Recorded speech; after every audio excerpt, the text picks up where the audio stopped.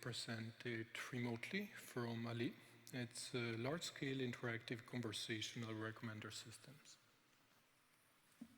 So, please, Ali.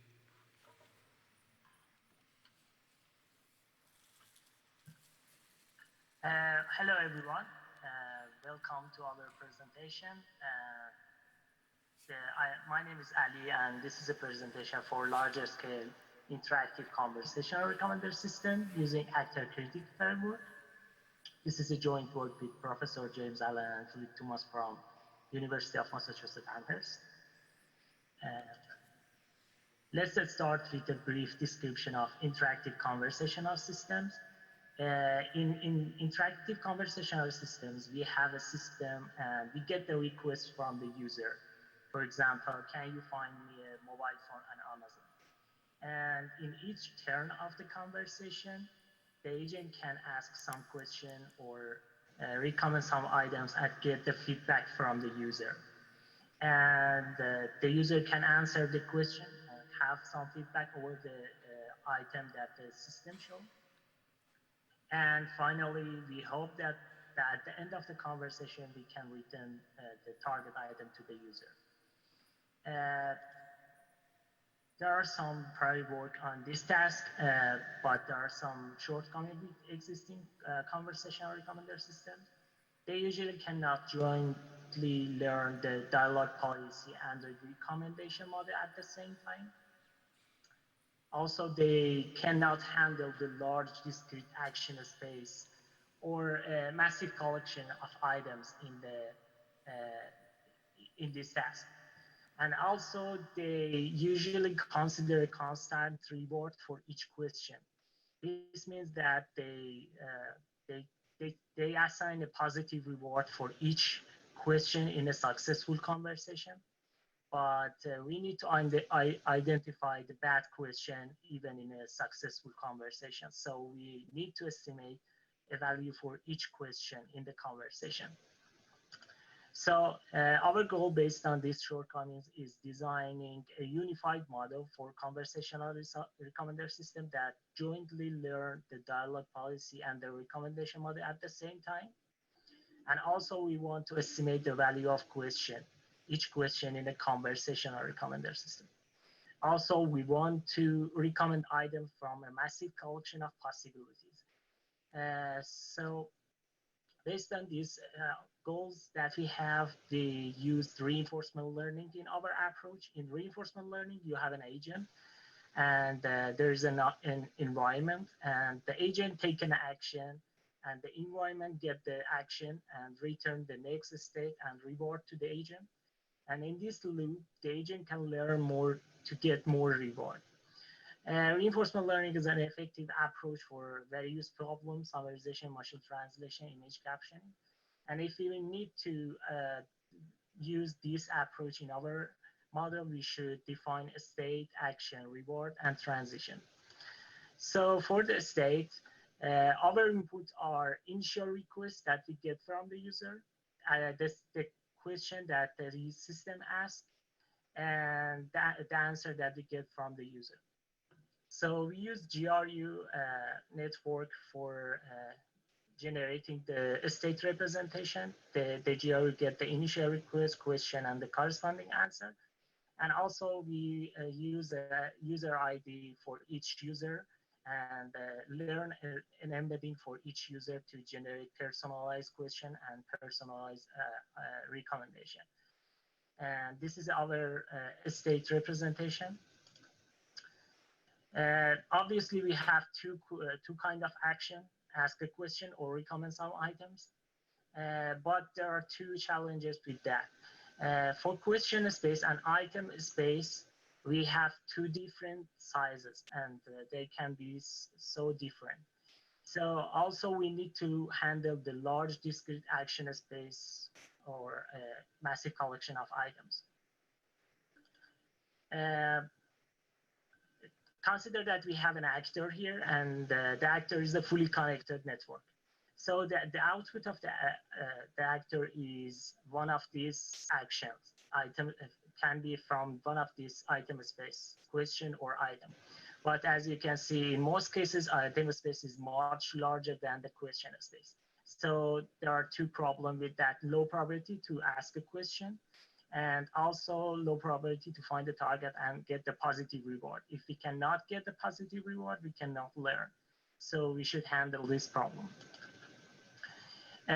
We use the actor critic framework, which is a famous framework in reinforcement learning. We have an actor. The output of the actor is an action, and the critic get the state and the action and generate an action value. By using this framework, we can estimate the value of each question in a conversation. But instead of using the fully connected network for the actor, we propose to use a tree structure actor.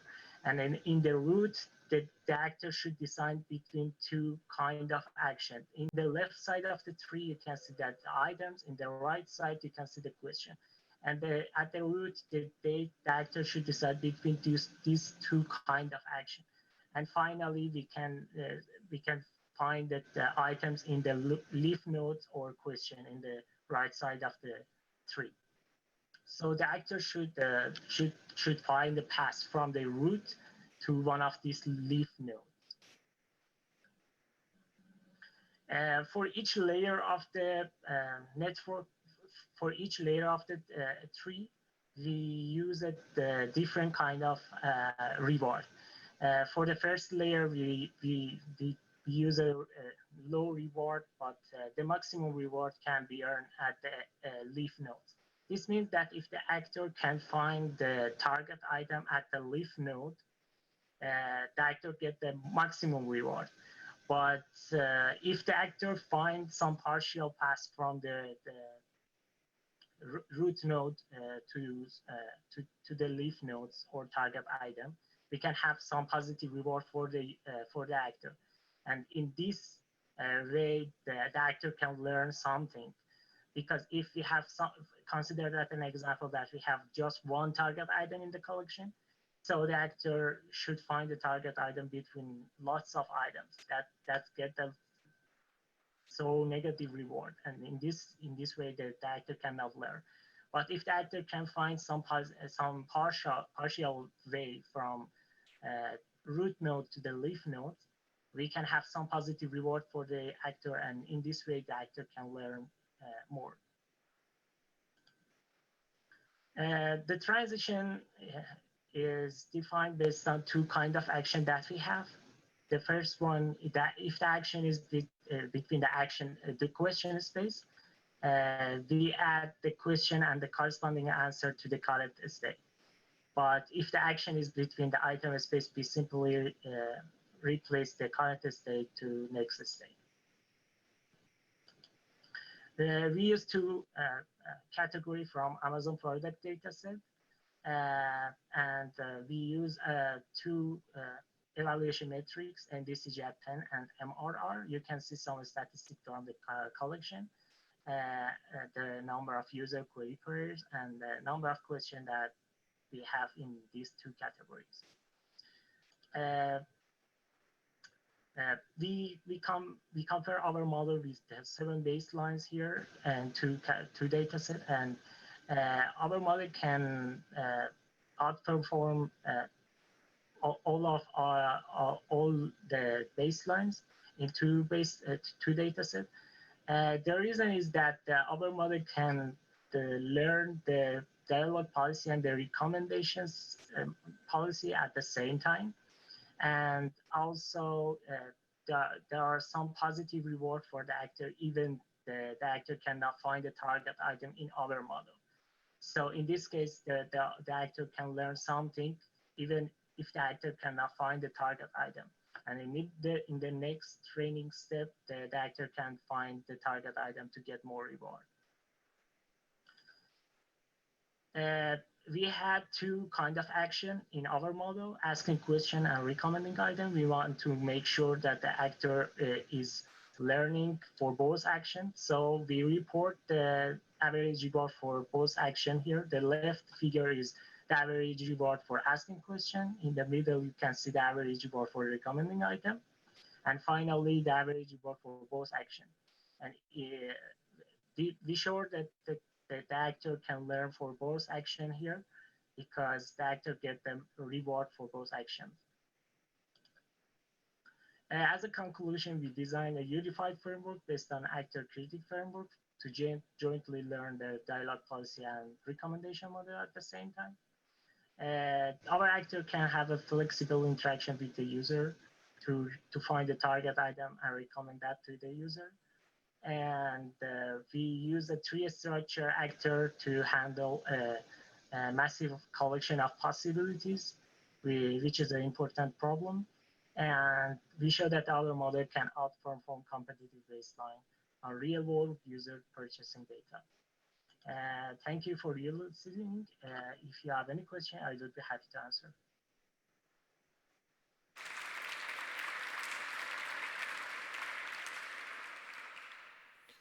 Okay, so thank you for the great presentation.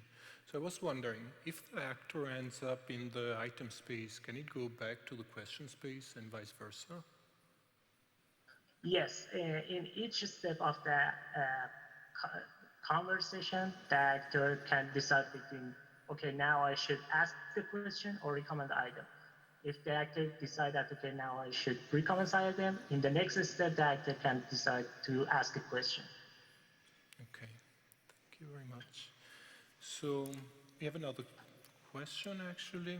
The tree can be very skewed to the size of the items and question. Is that a problem? Excuse me, can you repeat that? So the tree can be very skewed due to the size of items and questions. Is that a problem? Yes, is it a problem? And we try to make a balanced tree between the items and the question, and we use an approach to balance the tree to this problem that I mentioned. Okay, thank you. So another question. What's your thinking about user-based evaluation of your interactive recommenders? You don't even mention it in the paper. Do you believe that we can construct efficient interactive recommender systems without user studies? That's from Peter Brusilowski.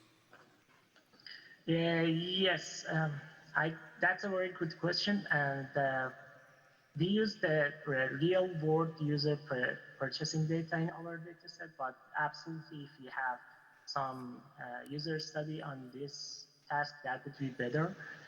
But we didn't that because of time, but in the future, we want to do that. Right. Okay.